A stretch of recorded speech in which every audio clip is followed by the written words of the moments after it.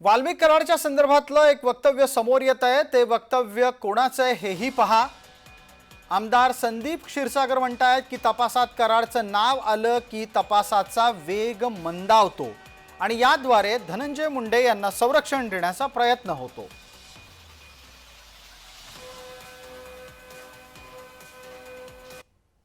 मी तुम्हाला म्हणतो ट्रान्झॅक्शन बघितले सगळ्याच गोष्टी लक्षात येतील तुम्हाला।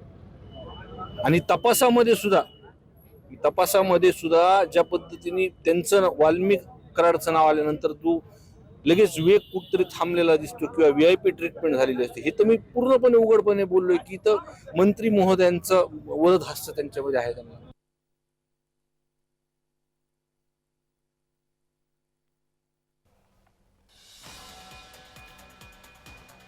तपासामध्ये कराडचं नाव आलं की तपासाचा वेग मंदावतो असा आरोप संदीप क्षीरसागर या आमदार महोदयांनी केलाय।